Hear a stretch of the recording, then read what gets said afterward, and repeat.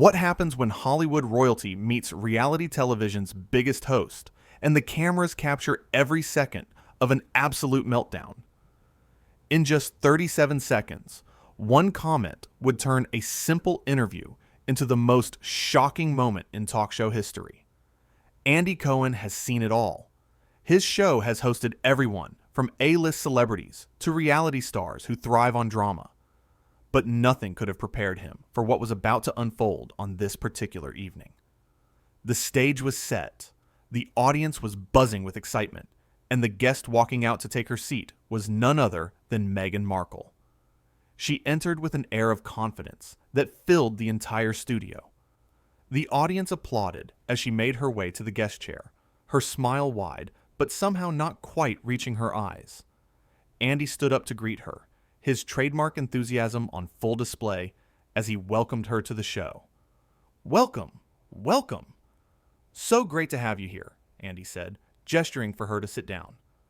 Meghan settled into her seat, crossing her legs and adjusting her dress with deliberate precision.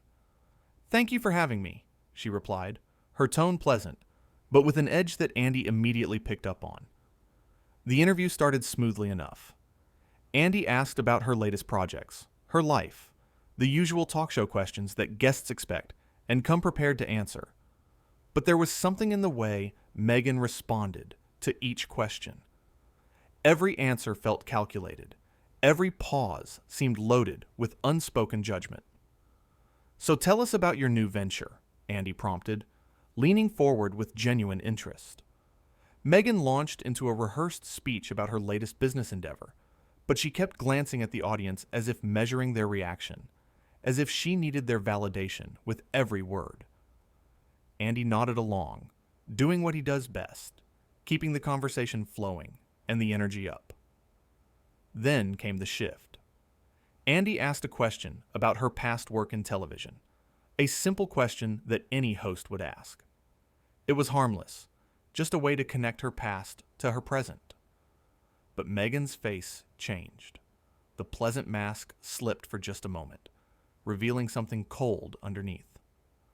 "I think we should focus on what I'm doing now, not what I did before," she said, her voice sharp enough to cut through the friendly atmosphere that had been building. The audience went quiet. Andy, ever the professional, smiled and tried to smooth things over. Of course. I just thought our viewers would love to hear about your journey." "My journey?" Meghan repeated, and there was something mocking in the way she said it. "You mean you want me to talk about the struggles, the hard times, so your audience can feel better about themselves?" Andy's smile faltered. This was not how interviews were supposed to go. "No, that's not what I meant at all. I think people genuinely admire how you've built your career." Meghan laughed, but it was not a warm sound. It was harsh and dismissive. "Please, let's not pretend this is about admiration. This is about ratings. You want me here because my name gets people talking." The studio was so quiet, you could hear every breath. Andy shifted in his seat, clearly trying to figure out how to navigate this sudden hostility. "Well, we're thrilled to have you here because our viewers are interested in what you have to say." "Interested," Meghan said, drawing out the word like it tasted bad. "Is that what we're calling it? Because from where I'm sitting, it looks more like curiosity. Like I'm some kind of spectacle for people to gawk at." Andy's expression hardened slightly. He had dealt with difficult guests before, but this was different. This was someone actively trying to paint him as the villain in a story she was writing in real time. "I can assure you, that's not the case. We invited you here because we respect what you've accomplished." "Respect," Meghan scoffed. "You know what respect would look like? Not asking me about my past like it's some kind of cautionary tale. Not treating me like I'm here to perform for your entertainment." The audience was starting to murmur now, uncomfortable with the direction this was taking. Andy raised his hands in a calming gesture. "I apologize if any of my questions came across that way. That was absolutely not my intention." But Meghan was not done. "Your intention doesn't really matter, does it? What matters is the impact. And the impact of bringing me on this show, of asking me these questions is that you're reducing everything I've done to a story arc for your viewers. Andy took a breath, and you could see him making a choice. He could continue to be apologetic, continue to try to salvage this interview, or he could stand his ground. With all due respect, you agreed to come on this show. Nobody forced you to be here. I ask questions. That's what I do. If you're uncomfortable answering them, that's okay, but I don't think it's fair to accuse me of having ulterior motives. Meghan's eyes flashed with anger. Oh, so now I'm being unfair? That's rich. You invite me here, you set up the questions to make me look a certain way, and when I call you out on it, suddenly I'm the problem? I never said you were the problem, Andy replied, his voice steady but firm. I'm just saying that I've been nothing but respectful, and I don't appreciate being attacked for doing my job. Your job, Meghan said, practically spitting the words. Your job is to sit there and make small talk and pretend like you care about people's lives, when really you're just looking for the next soundbite to promote your show. The audience gasped. This had gone from uncomfortable to outright hostile. Andy sat back in his chair, and you could see the realization crossing his face. This interview was not going to recover. Okay, he said slowly. I think maybe we need to take a step back here. Clearly there's some miscommunication happening. There's no miscommunication, Meghan said coldly. I'm communicating perfectly clearly. You brought me here thinking I would play along with your little game, answer your questions with a smile, give your audience what they want. But I'm not interested in being part of your narrative. Andy's jaw tightened. What narrative? I asked you about your career. That's it. That's literally my job as a talk show host. I ask guests about their lives, their work, their experiences. If that's offensive to you, then I honestly don't know what to say. Of course you don't know what to say, Meghan shot back. Because you've never had to think about how your questions might affect someone. You've never had to consider that maybe, just maybe, not everyone wants to bare their soul for your entertainment. The producer was probably losing their mind in the control room. This was live television, and there was no way to edit out this disaster. Andy looked directly at Meghan, and his voice was calm, but carried an unmistakable finality. I have been in this business for a long time. I have interviewed thousands of people, and I have always treated my guests with respect and dignity. If you feel that I've somehow failed to do that with you, I'm sorry, but I will not sit here and be told that I'm exploiting you when all I've done is ask standard interview questions. Meghan stood up abruptly, and the audience collectively held their breath. Standard interview questions, she repeated, her voice dripping with contempt. Is that what you call it? Because from where I'm standing, it looks like an interrogation designed to make me defensive. Andy remained seated, but his posture was rigid. Nobody interrogated you. You're free to leave anytime you want. Oh, am I? Meghan asked, her voice rising. Because it seems like that's what you wanted all along. Get me riled up. Make me look unstable. Give your viewers something to talk about tomorrow. That's absolutely not true, Andy said, his voice rising to match hers. I have never wanted any guest to feel uncomfortable on my show. But you came here with an agenda. You came here looking for a fight. And now you're upset that I'm not just rolling over and taking it. Meghan's face flushed red. How dare you? How dare you accuse me of having an agenda when you're the one who controls this entire production? You decide what questions to ask, you decide how to frame the conversation, and then you act surprised when someone pushes back. Pushing back is fine, Andy said, standing up now to meet her at eye level. What's not fine is coming onto someone's show and attacking them personally for doing their job. You want to talk about respect? Show some. You want to talk about dignity? Act with some. The audience erupted in applause, clearly on Andy's side now. Meghan looked around the studio, seeming to realize for the first time that the room had turned against her. Her expression shifted from anger to something closer to shock. Unbelievable, she muttered. This is exactly what I'm talking about. I speak my truth, and suddenly I'm the villain. Andy shook his head. No, you're not the villain for speaking your truth. But you don't get to tear someone else down in the process and then claim victim status when they defend themselves. Meghan grabbed her purse from beside the chair. I'm done here. This is ridiculous. I came here in good faith, and this is how I'm treated? You came here and immediately went on the attack, Andy countered. I tried to be gracious. I tried to give you the benefit of the doubt, but you clearly had no interest in having an actual conversation. A conversation? Meghan laughed bitterly. This isn't a conversation. This is a performance, and I refuse to be part of it anymore. She turned to walk off the stage, but Andy's voice stopped her. Before you go, I just want to say one thing. I hope you find whatever it is you're looking for, because coming onto talk shows and burning bridges isn't going to get you there. Meghan spun around, her eyes blazing. You don't know anything about me or what I'm looking for. You sit here in your comfortable chair, asking your comfortable questions, never having to risk anything real.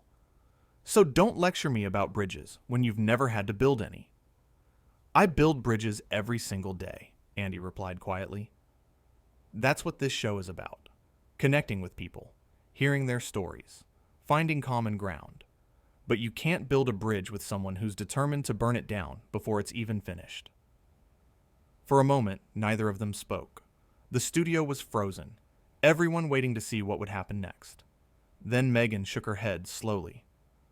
This was a mistake, she said, her voice flat. I should never have agreed to come here. Maybe not, Andy agreed. But you did, and now everyone has seen exactly who you are. Meghan's face contorted with rage. Who I am? You have no idea who I am. None of you do. You see what you want to see, believe what you want to believe. And when someone doesn't fit your neat little narrative, you tear them apart. Nobody's tearing you apart, Andy said wearily. You're doing that all by yourself. That was the breaking point. Meghan's voice became shrill, echoing through the studio. I will not stand here and be insulted by someone like you. Someone who makes a living off other people's drama, who thrives on conflict and controversy. You're a parasite, and this show is a joke. The audience gasped again, louder this time. Andy's face remained calm, but his eyes were hard. Okay, we're done here. You need to leave. Gladly, Meghan snapped. I wouldn't stay another second in this toxic environment. You can keep your show and your fake empathy and your manufactured moments. I want nothing to do with any of it. She started walking toward the exit, her heels clicking sharply against the floor. But she could not resist one final parting shot. She turned back, pointing a finger at Andy. And for the record, everyone will know about this. Everyone will know how I was treated here, how I was disrespected and attacked for simply standing up for myself. Andy crossed his arms. Go right ahead. Tell whoever you want, because the cameras caught everything, and people can judge for themselves who was disrespectful here. Meghan opened her mouth to respond, but seemed to realize she had no comeback. Instead, she turned on her heel and marched off the stage, disappearing into the wings. The sound of a door slamming echoed through the studio moments later. Andy stood there for a long moment, the audience completely silent. Then he walked back to his chair and sat down, running a hand through his hair. He looked directly at the camera. Well, he said, his voice carrying a mix of exhaustion and disbelief. That happened. The audience exploded into applause and cheers. They were standing now, showing their support for Andy and their disapproval of what they had just witnessed. Andy held up his hands, trying to calm them down. Listen, he said once the noise died down. I never want any guest to have a bad experience on this show. That's not what we're about. But I also can't let someone come here and attack me for asking normal questions. I won't apologize for doing my job with integrity. More applause. Andy smiled weakly, clearly still processing what had just occurred. "I think we're going to take a quick break. We'll be right back." The cameras cut away, but in the studio, the audience was buzzing with conversation. Everyone was talking about what they had just seen, about Meghan's outburst, about Andy's calm responses, about the sheer audacity of a guest coming onto a show and behaving that way. When the cameras came back on, Andy had composed himself. He addressed the audience with his usual charm, though there was an underlying tension that had not been there before. "So, that was unexpected," he said with a slight laugh. "I've had guests walk off before, but never quite like that." The audience laughed with him, and gradually the show found its rhythm again. But nobody could forget what had happened. It was the kind of moment that would be replayed and analyzed for years to come. Throughout the rest of the episode, Andy kept his energy up, but you could tell he was affected by the confrontation. During commercial breaks, crew members could be seen checking on him, asking if he was okay. He waved them off with a smile, insisting he was fine, but his eyes told a different story. The audience loved him more for it. They saw a man who had been attacked unfairly and had defended himself with grace and dignity. They saw someone who refused to be a doormat, but also refused to stoop to his attacker's level. Andy Cohen had always been beloved by his fans, but after this incident, that love deepened into fierce loyalty. As the show wrapped up, Andy gave his usual closing remarks, thanking the audience and teasing upcoming guests. But before he signed off, he paused and looked directly into the camera. "One more thing," he said. "To anyone watching who's thinking about coming on this show, know that you'll always be treated with respect here. Always. But respect goes both ways. We're all human beings, trying to do our jobs and live our lives. A little kindness goes a long way." The audience gave him one final standing ovation as the credits rolled.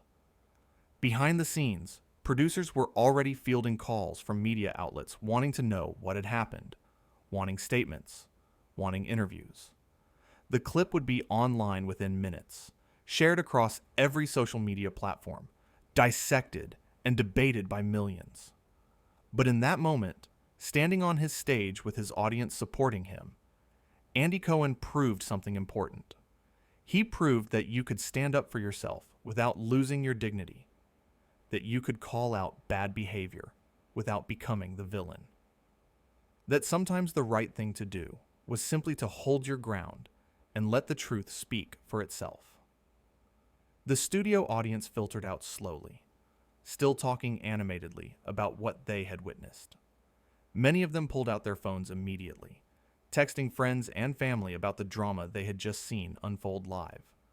Some were already posting about it online, their accounts of the incident spreading like wildfire. Andy remained on stage after everyone had left, sitting quietly in his chair. A producer approached him cautiously. "You okay?" Andy nodded slowly. Yeah, I'm okay. That was just intense." "You handled it perfectly," the producer assured him. "You didn't lose your cool. You didn't say anything you'll regret. You were professional the whole way through." "I tried," Andy said. "I really did try to make it work. I don't know what I did wrong." "You didn't do anything wrong," the producer said firmly. "Some people just come looking for a fight. You can't control that. All you can control is how you respond. And you responded with class." Andy smiled tiredly. "Thanks. I appreciate that." As he finally left the studio that night, Andy knew that this moment would define his show for a while. It would be the thing everyone talked about, the incident that everyone remembered. But he also knew that he had handled it the right way. He had been true to himself, true to his values, and true to his audience. The next morning, the clip had been viewed millions of times. Commentary poured in from all sides. Most people supported Andy, praising his composure and his refusal to be bullied. They appreciated that he had stood his ground without being cruel, that he had defended himself without attacking back. Walking into the studio the following day, Andy was greeted by his team with applause. They had all watched the clip, had all seen the public response, and they were proud of how he had handled such a difficult situation. It was a reminder that sometimes the hardest moments become the most defining ones, and that integrity matters more than anything else. Andy Cohen's show would continue, stronger than ever. His audience trusted him more after seeing how he dealt with adversity. And while the incident with Meghan Markle would be remembered as one of the most dramatic moments in talk show history, it would also be remembered as the moment Andy proved exactly what kind of host he was: professional, dignified, and unshakable. The kind of person who could weather any storm and come out the other side with his reputation not just intact, but enhanced. That evening had started like any other, with excitement and anticipation for a good interview. Nobody could have predicted it would end with a guest storming off and a host standing firm in the face of unwarranted hostility. But that's live television. That's the risk you take when you invite someone into your space and hope for the best. Sometimes you get great conversations. Sometimes you get unforgettable drama. And sometimes, like on this night, you get both.